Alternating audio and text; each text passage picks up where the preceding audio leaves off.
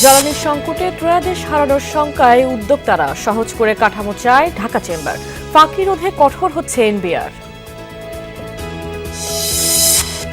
Load shedding এর প্রভাব telecom খাতে, টাওয়ার নেটওয়ার্ক ও ডেটা সেন্টার নিয়ে বেকায়দায় অপারেটর।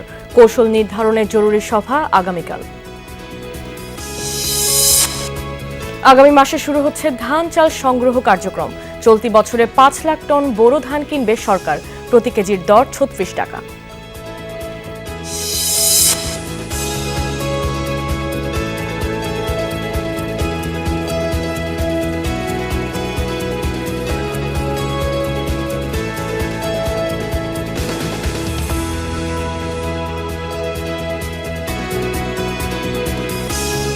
এতক্ষণ শিরোনাম দেখছিলেন, এবার বিস্তারিত। আগামী ২ থেকে ৩ মাসের মধ্যে জ্বালানি শূন্য হবে এমন শঙ্কায় ত্রয়োদশ স্থগিত করেছে আন্তর্জাতিক ক্রেতা প্রতিষ্ঠান। প্রাক বাজেট আলোচনায় এমন উদ্বেগ প্রকাশ করেছেন বাংলাদেশ চেম্বার অব কমার্সের সভাপতি আনোয়ারুল আলম চৌধুরী পারভেজ। জানান, এসব ত্রয়োদশ ভারতে চলে যাচ্ছে। এদিকে এনবিআর চেয়ারম্যান বলেন, নিবন্ধিত ভ্যাট প্রতিষ্ঠান মাত্র ৮ লাখ, অথচ অর্থনৈতিক ইউনিট কোটির উপরে। দেশের স্বার্থেই বাড়াতে হবে রাজস্ব আদায়। দিন দিন আরও স্পষ্ট হচ্ছে দেশে জ্বালানি সংকটের চিত্র। শুধু ফিলিং স্টেশনই না, এর প্রভাব পড়ছে উৎপাদন আর মূল্যস্ফীতিতে। রপ্তানিতেও নেই কোনো সুখবর। সব মিলিয়ে নানামুখী চ্যালেঞ্জের মুখে দেশের উৎপাদন খাত। এনবিআরের সাথে প্রাক বাজেট আলোচনায় ব্যবসায়ী সমিতির নেতারা বলেন, কমাসের মধ্যেই দেশ জ্বালানি শূন্য হবে এমন শঙ্কায় রয়েছে আন্তর্জাতিক ক্রেতা প্রতিষ্ঠান। ফলাফল, এসব ক্রয়াদেশ চলে যাচ্ছে পার্শ্ববর্তী দেশ ভারতে। পর্যাপ্ত জ্বালানির অভাবে সবচেয়ে বেশি ভুগছে ক্ষুদ্র আর মাঝারি শিল্প। জনজীবনেও কমেছে মানুষের ক্রয় ক্ষমতা। গত এক সপ্তাহে প্রায় 4টা বড় বড় কাস্টমারকে শুনলাম যে তোমার দেশে তো আর ২-৩ মাস পরে তো তোমরা ইলেকট্রিসিটি থাকবে না, এবং তোমরা তো তোমাকে অর্ডার দিতে এখন আমাদের কিন্তু টপ ম্যানেজমেন্ট থেকে এখন না করা হচ্ছে, এবং এগুলি কিন্তু এখন ইন্ডিয়াতে যাওয়া শুরু করেছে। ট্যাক্স এক্সাম্পশন লিমিট আমরা প্রস্তাব করেছি ৫ লক্ষ টাকা পর্যন্ত, সেটাকে শূন্য। পরবর্তী ২ লক্ষ টাকা ৫%, পরবর্তী ৩ লক্ষ টাকা 10%, পরবর্তী ৪ লক্ষ টাকা 15%। এ সময় এনবিআর চেয়ারম্যান বলেন, দেশের স্বার্থে রাজস্ব আদায় বাড়ানোর বিকল্প নেই, কিন্তু বাস্তবতা হচ্ছে ১ কোটির উপর অর্থনৈতিক ইউনিট থাকলেও নিবন্ধিত ভ্যাট প্রতিষ্ঠান মাত্র ৮ লাখ। টিডিএস রেটটা আমরা আসলে কমানোর পক্ষে না, আমরা এটাকে আরো বরং কাছাকাছি নিয়ে যাব, যাতে করে আপনাদের মানে যারা পরবর্তীতে আসবে না আমার এখানে ট্যাক্স রিটার্ন দিতে অথবা অন্যভাবে যারা ফাঁকি দেওয়ার চেষ্টা করে, তাদের থেকে যেন আমরা কিছু না কিছু ট্যাক্স আদায় করতে পারি। সভায় ব্যবসায়ী নেতারা ব্যক্তির করমুক্ত আয়ের সীমা ৫ লাখ টাকা নির্ধারণের দাবি জানান। এছাড়া ব্যবসায়ীদের স্বার্থে সম্পদ কর বা সারচার্জ ধীরে ধীরে বিলোপের পাশাপাশি টার্নওভার ট্যাক্সের হার কমানোরও আহ্বান উঠে আসে। যাই কিছু করি না কেন, ট্যাক্স কালেকশন বাড়াতে হবে।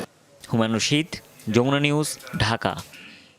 রাজধানীর পাম্পগুলোতে জ্বালানি তেলের সরবরাহ কিছুটা বেড়েছে, তবে এখনও আছে অপেক্ষার দীর্ঘ লাইন। তেলের দাম বাড়ানোর পাশাপাশি পাম্পগুলোতে অতিরিক্ত ২০% সরবরাহের পরও কমেনি ভোগান্তি। গত রাত থেকেই পাম্পে দেখা যাচ্ছে যানবাহনের দীর্ঘ সিরিয়াল, যা ছাড়িয়েছে ১ থেকে ২ কিলোমিটার পর্যন্ত। যান মালিক চালকরা বলছেন, কেউ সন্ধ্যা থেকে, কেউ বা মধ্যরাত থেকে দাঁড়িয়েছেন লাইনে। সরকারি নির্দেশনা অনুযায়ী আজ থেকে ফুয়েল পাসধারীদের ১২০০ টাকার এবং পাস না থাকা চালকদের ৭০০ টাকার তেল দেওয়া হচ্ছে।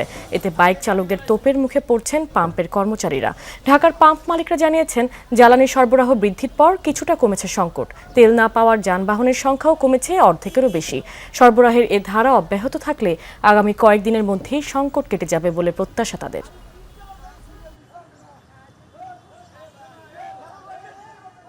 ভোগান্তি কমে নাই, 2টার সময় লাইন দিয়েছে।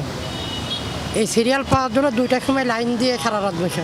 2টা পাম্পে ঘুরে আসছি, বলছে ওনারা তেল নাই, মানে লম্বা লাইন। আর এখন পর্যন্ত চোখে তো ঘুম নাই, খাওয়া দাওয়া কিছুই নেই আমাদের। পুরো বাংলাদেশ সিস্টেমেরই সমস্যা, আর কিছু বলার নেই। আমি গতকাল সন্ধ্যার পরে গাড়ি দাঁড় করায় রাখছিলাম। তাহলে আজকের মতো দেন, আমরা ফুয়েল কাট করবো কিভাবে? প্রতিদিনই মাইকিং করতেছি যে সবাই ফুয়েল কাট নিয়ে আসবেন, যাদের ফুয়েল পাস আছে। এদের লিমিট অনুযায়ী কতটুকু ঢোকে, যদি ১২০০ টাকা ঢোকে তাহলে ১২০০ টাকা লিমিট, আর না হয় ১৫০০ টাকা লিমিট দিই আমরা। আর যাদের ফুয়েল পাস নাই তাদেরকে ৫০০ টাকা দিচ্ছি। মাত্রাতিরিক্ত লোডশেডিং এবং অপ্রতুল বিদ্যুৎ সরবরাহের প্রভাব পড়তে শুরু করেছে দেশের টেলিকম খাতে। একের পর এক সাইট ডাউন হতে শুরু করেছে। বিভিন্ন অঞ্চলের টাওয়ার, ডেটা সেন্টার, নেটওয়ার্ক ব্যবস্থাপনা নিয়ে হিমশিম খাচ্ছেন সংশ্লিষ্টরা। বলছেন, নেটওয়ার্ক সচল রাখার জন্য বর্তমানে প্রতিদিন 1 লাখ লিটারেরও বেশি জ্বালানির দরকার হচ্ছে, কিন্তু স্থানীয় ফিলিং স্টেশন থেকে চাহিদার বিপরীতে সরবরাহ মিলছে খুবই সামান্য। পরিস্থিতি উত্তরণের কৌশল নির্ধারণে বিদ্যুৎ বিভাগ, মোবাইল অপারেটর সহ অংশীজনদের নিয়ে আগামীকাল জরুরি সভা আহ্বান করেছে বিটিআরসি। দেশজুড়ে মাত্রাতিরিক্ত লোডশেডিং এর বিরূপ প্রভাব পড়েছে টেলিকম খাতে। বিভিন্ন অঞ্চল থেকে সাইট ডাউনের খবর আসছে। ডাটা সেন্টার ও নেটওয়ার্ক ব্যবস্থাপনা নিয়ে বিড়ম্বনায় পড়েছেন সংশ্লিষ্টরা। পপসমূহ বন্ধের উপক্রম হয়েছে। এমন পরিস্থিতিতে উদ্বিগ্ন মোবাইল অপারেটরদের সংগঠন এমটপ। বিষয়টি নীতি নির্ধারকদের জানানো হয়েছে। বলা হচ্ছে, তৃণমূলে 10 থেকে 15% সাইট ডাউন বা বন্ধ হয়েছে, যার প্রভাবে টেলিযোগাযোগ এবং ইন্টারনেট সেবা প্রদান ক্ষতিগ্রস্ত হচ্ছে। যে সব অপারেটরের ক্ষেত্রে প্রায় অ্যাভারেজ 10% থেকে 15% কিন্তু টাওয়ারে কোনো ইলেকট্রিসিটি নেই। আমরা যতটুকু পেরেছি জেনারেটর দিয়ে চালাচ্ছি, যতটুকু পারছি না সেক্ষেত্রে নেটওয়ার্কটা অফ থাকছে। এখন নেটওয়ার্কটা খুব ভালনারেবল জায়গায় আছে। যদি এটার সুরাহা না হয় এবং এইভাবে যদি বিদ্যুৎ চলে যায় 4-5 ঘন্টা, তাহলে কোর নেটওয়ার্কগুলো হুমকির মধ্যে পড়ে যাবে। 4টি মোবাইল ফোন অপারেটরের 27টি ডাটা সেন্টার আছে। প্রতিটি ডাটা সেন্টার সচল রাখার জন্য ব্যবহার হচ্ছে একাধিক জেনারেটর। প্রতিটি জেনারেটরের জন্য প্রতিদিন দরকার পড়ছে সর্বোচ্চ 3500 লিটার ডিজেল। এর সাথে টাওয়ার সচল রাখতে আরও বাড়তি জ্বালানির প্রয়োজন, কিন্তু স্থানীয় ফিলিং স্টেশন থেকে চাহিদার বিপরীতে সরবরাহ মিলছে খুবই সামান্য। যথেষ্ট পরিমাণ সহযোগিতা, সহমর্মিতার কথা বলা হয়েছে, কিন্তু গ্রাউন্ড পর্যায়ে এই ইমপ্লিকেশনসটা আসলে বা ইমপ্লিমেন্টেশন লেভেলে গিয়ে আমরা এটার একটু ঘাটতি পরিলক্ষিত হচ্ছে। যে এখান থেকে বিপিসি যদি একটা নির্দেশনা দিয়ে দেয় পেট্রোল পাম্পগুলোকে বা ডিপোগুলোকে, যে একটা সুসংহত একটা মানে নিরবিচ্ছিন্নভাবে যেন আমরা এই সাপোর্টটা পাই ওনাদের কাছ থেকে, পেট্রোল অথবা ডিজেল যেখানে যেটা যেভাবে প্রয়োজন।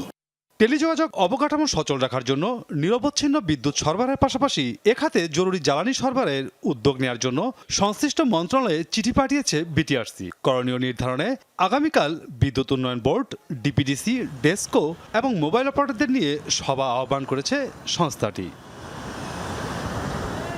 মাসুদুজ্জামান রবিন, যমুনা নিউজ, ঢাকা। এবছর 5 লাখ মেট্রিক টন ধান ও 12 লাখ মেট্রিক টন সিদ্ধ চাল কিনবে সরকার।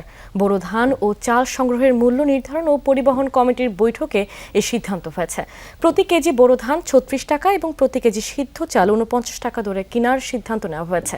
সভা শেষে ব্রিফিংয়ে এই তথ্য জানান কমিটির সভাপতি ও স্বরাষ্ট্রমন্ত্রী সালাউদ্দিন আহমদ। জানান 1 লাখ মেট্রিক টন আতপ চাল 48 টাকা দরে এবং 50,000 মেট্রিক টন গম 40 টাকায় প্রতি কেজি সংগ্রহ করা হবে। 3 মে থেকে শস্য সংগ্রহ অভিযান শুরু হয়ে চলবে 31 আগস্ট পর্যন্ত।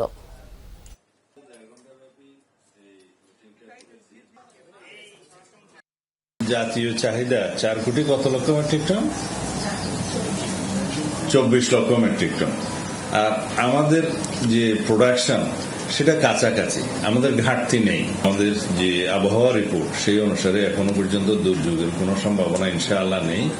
সেই হিসাবে আমরা আমাদের লক্ষ্যমাত্রার চাইতেও বেশি উৎপাদন হবে বলে আশা করছি। সরকারিভাবে আমাদের যেটা মজুদ রাখতে হয় সেটা আমরা রাখি, নিরাপত্তা মজুদ অবশ্যই রাখতে হয়, সেটা রাখি। হেয়ার কাট পদ্ধতি বাদ দিয়ে মুনাফাসহ আমানত ফেরত পেতে আন্দোলনে নেমেছেন সম্মিলিত ইসলামী ব্যাংকের গ্রাহকরা। সকালে সাবেক এক্সিম ব্যাংকের প্রধান কার্যালয়ের সামনে সমাবেশ করেন তারা। অভিযোগ করেন, অনেকের মেয়াদি ও সাধারণ আমানত আছে, কিন্তু প্রয়োজন অনুসারে অর্থ তুলতে পারছেন না, অথচ প্রতিষ্ঠানের কর্মীরা নিয়ম অনুযায়ী বেতন ভাতা পাচ্ছেন। সংকটে থাকা first security, global, union, exim ও সোশ্যাল ইসলামী ব্যাংক একীভূত করে গত বছর সম্মিলিত ইসলামী ব্যাংক গঠন করা হয়। এরপরই গত 2 অর্থ বছরের জন্য আমানতের বিপরীতে মুনাফা না দেওয়ার ঘোষণা দেয় কেন্দ্রীয় ব্যাংক। হেয়ার কাট পদ্ধতিতে তা বাতিল করা হয়। পরে আন্দোলনের মুখে সেই সিদ্ধান্ত থেকে কিছুটা সরে আসে বাংলাদেশ ব্যাংক। হেয়ার কাট বাতিলের পর গত 2 বছরের জন্য 4% মুনাফা দিচ্ছে ব্যাংক। আন্দোলনকারীদের দাবি, পুরো মুনাফা দিতে হবে, পাশাপাশি ফেরত দিতে হবে জমানো পুরো অর্থ। লেনদেন স্বাভাবিক করার দাবিও জানান তারা।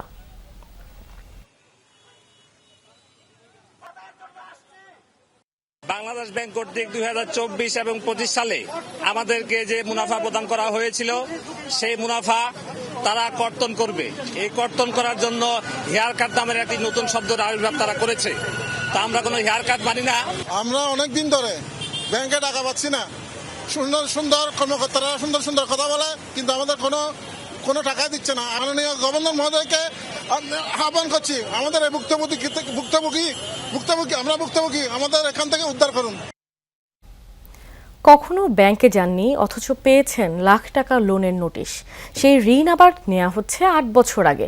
এমনটাই ঘটেছে জয়পুরহাটের কালাই উপজেলায়। অভিযোগ উঠেছে স্থানীয় দালালের মাধ্যমে মানুষের এনআইডি ও প্রয়োজনীয় কাগজ জোগাড় করতেন অগ্রণী ব্যাংকের তৎকালীন শাখা ব্যবস্থাপক নুরুল ইসলাম। এরপর তাদের নামে ভুয়া ঋণ উত্তোলন করে আত্মসাৎ করেছেন বিপুল পরিমাণ অর্থ। এরই মধ্যে অভিযোগের সত্যতা পাওয়ায় নুরুল ইসলামের পেনশনের টাকা কেটে রেখেছে ব্যাংক কর্তৃপক্ষ।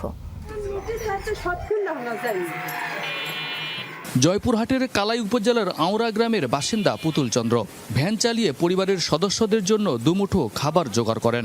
কখনো ব্যাংকের চৌকাঠ না পেরোনো এই পুতুল চন্দ্র হুট করে একদিন পান ব্যাংক লোনের নোটিশ।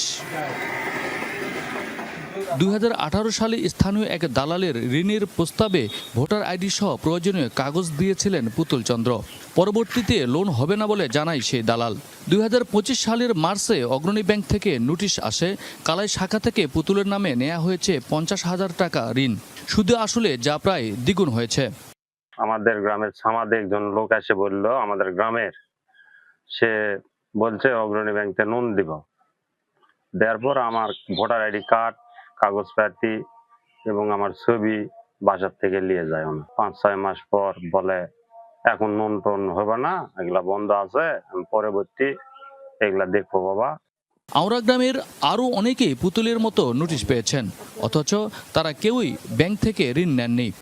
আমরা সব কাগজ সাইন দিলাম, দিয়ে তারপর আমাদের করছে যে 2 দিন পর তোমাদের ঋণ ফাইলান হয়ে যাবে, আসে চেক দিয়ে কাগজ নিয়ে যাবা। আমরা গেলাম, যা দেখে আমাদের ঋণ হয়নি। 1 বছর পর দেখেছি আমাদের সবাই নোটিশ লোন হচ্ছে, আমরা তো টাকা একটাও লেনি, 3 বাপ বেটার একটাও টাকা লেনি। ওই আমার ভাগনাও 1 টাকা লেনি, ওর কাছেও নোটিশ আছে। নোটিশ আসে তো ওই বলেছে তোমাদের লোন আছে। তখন তো আমাদের শুনে তো মাথা ঘুরে গেছে যে আমাদের লোন নেই, কিছু নেই। আমরা কাগজ নিয়ে যাই, কাগজ আমাদের ফেরত দিছে, ফেরত দেয় সেই কাগজ নিয়ে যায়। আবার কিভাবে লোন করলো, কি করলো। ব্যাংকের ঊর্ধ্বতন কর্মকর্তারা জানান, যে সময়ে ঋণগুলো দেয়া হয়েছিল তখন কালাই শাখার দায়িত্বে ছিলেন ব্যবস্থাপক নুরুল ইসলাম। অভ্যন্তরীণ নিরীক্ষায় তার বিরুদ্ধে 53 জনের নামে ভুয়া ঋণ নেয়ার বিষয়টি নিশ্চিত হয়েছে ব্যাংক কর্তৃপক্ষ। অভিযুক্ত শাখা ব্যবস্থাপকের পেনশনের টাকা কেটে ঋণের টাকা সমন্বয়ের কাজও চলমান। 2017-18 সালে তৎকালীন ব্যবস্থাপক কৃষি ঋণ বিতরণে একটু কারচুপি করেছিল, তা আমাদের অভ্যন্তরীণ নিরীক্ষায় 2019 সালে ধরা পড়ে এবং সেই প্রেক্ষিতে থেকে আমরা ওই ব্যবস্থাপকের পেনশন থেকে আমার টাকা কেটে রেখেছি। ভুক্তভোগীদের অভিযোগ, স্থানীয় দালালের মাধ্যমে গ্রামের সরল মানুষের ভোটার আইডি ও কাগজ সংগ্রহ করতেন নুরুল ইসলাম। এরপর তাদের নামে ব্যাংক থেকে ঋণ উত্তোলন করতেন। 2019 সালে চাকরি থেকে অবসরে যান অভিযুক্ত নুরুল ইসলাম। এসব বিষয়ে ক্যামেরার সামনে কথা বলতে রাজি হননি নুরুল ইসলাম। মোবাইল ফোনে জানান, ঋণ আদায়ের চেষ্টা চলছে। আমরা লোন দিয়েছি, আদায় আমরা সবাই মিলে করছি। তাদের কাছে সময় নিয়েছি, ইনশাল্লাহ আমরা জুলাইয়ের মধ্যে সম্পূর্ণ লোন আদায় করতে সক্ষম হবো ইনশাল্লাহ। 100-এর মধ্যে 75% আদায় হয়েছে, এখন 25% আছে, এটা জুলাইয়ের মধ্যে আমাদের আদায় হবে। নুরুল ইসলামের বিরুদ্ধে অভিযোগ তদন্ত করে দ্রুত আইনানুগ ব্যবস্থা গ্রহণের দাবি ভুক্তভোগীদের। আব্দুল আলিম, যমুনা নিউজ, জয়পুরহাট। হবিগঞ্জে আগুনে পুড়ে গেছে 9টি ব্যবসা প্রতিষ্ঠান। মঙ্গলবার রাতে বানিয়াচং উপজেলার বিথঙ্গল আখড়া বাজারে এই ঘটনা ঘটে। স্থানীয়রা জানায়, সঞ্জিত রায়ের রেস্টুরেন্ট থেকে আগুনের সূত্রপাত। মসজিদের মাইকে আগুন লাগার ঘোষণা শুনে ফায়ার সার্ভিসে খবর দেয় স্থানীয়রা, তবে তাৎক্ষণিকভাবে পৌঁছাতে পারেনি ফায়ার সার্ভিস।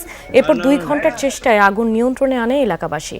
ব্যবসায়ীরা জানায়, আগুনে 3টি মুদি, একটি ইলেকট্রনিক্স সহ 9টি দোকান পুড়ে গেছে। 80 লাখ টাকার ক্ষয়ক্ষতি হয়েছে বলে দাবি তাদের। ফায়ার সার্ভিস জানায়, রাতে খবর পেলেও রাস্তা সরু থাকায় তাৎক্ষণিকভাবে সেখানে পৌঁছানো সম্ভব হয়নি। অগ্নিকাণ্ডের সুনির্দিষ্ট কারণ জানতে তদন্ত করছে ফায়ার সার্ভিস। দর্শক, এবার জানাবো পুঁজিবাজারের লেনদেনের খবর। ডিএসইতে প্রধান সূচক 41 পয়েন্ট বেড়ে দাঁড়িয়েছে 5298 পয়েন্ট। অন্যদিকে ডিএসইএসএ 3 পয়েন্ট বেড়ে 1065 পয়েন্টে দাঁড়িয়েছে। ডিএসই 30 সূচক 20 পয়েন্ট বেড়ে দাঁড়িয়েছে 2004 পয়েন্টে। ডিএসইতে আজ হাতবদল হয়েছে 1056 কোটি 36 লাখ টাকার শেয়ার। গতকাল লেনদেন হয়েছিল 929 কোটি 28 লাখ টাকার শেয়ার। ডিএসইতে দাম বেড়েছে 213টি প্রতিষ্ঠানের কমেছে 121টির, অপরিবর্তিত ছিল 57টি প্রতিষ্ঠানের শেয়ারের দর। লেনদেনের ভিত্তিতে শীর্ষে রয়েছে সিটি ব্যাংক, প্রতিষ্ঠানটির মোট 26 কোটি 48 লাখ টাকার শেয়ার লেনদেন হয়েছে। এর পরের অবস্থানে আছে ডোমিনেস স্টিল, বিল্ডিং সিস্টেম ও সামিট অ্যালায়েন্স পোর্ট লিমিটেড। চলে যাচ্ছি চট্টগ্রাম স্টক এক্সচেঞ্জের খবরে। প্রধান সূচক সিএসপিআই প্রায় 12 পয়েন্ট বেড়ে দাঁড়িয়েছে 14,736 পয়েন্টে। সিএসসি এক্স সূচক বেড়েছে 9 পয়েন্ট এবং সিএসই 30 সূচক কমেছে 38 পয়েন্টে। সিএসইতে আজ হাতবদল হয়েছে 33 কোটি 29 লাখ টাকার শেয়ার। গতকাল লেনদেন হয়েছিল 33 কোটি 39 লাখ টাকার শেয়ার। সিএসইতে লেনদেন হওয়া 219টি প্রতিষ্ঠানের মধ্যে দর বেড়েছে 116টির, কমেছে 77টির, আর অপরিবর্তিত ছিল 26টি প্রতিষ্ঠানের শেয়ারের দর।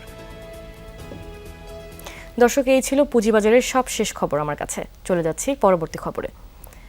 যুদ্ধবিরতি নিয়ে অনিশ্চয়তায় বিশ্ববাজারের অপরিশোধিত তেলের দামে অব্যাহত অস্থিতিশীলতা। বুধবার বিভিন্ন সূচকের মান ওঠানামা করতে দেখা যায়। সবশেষ ব্রেন্ট ক্রুডের দাম 0.2% কমে ব্যারেল প্রতি দাঁড়িয়েছে $58 কিছুটা উপরে। মার্কিন বাজারেও সামান্য কমেছে তেলের দাম।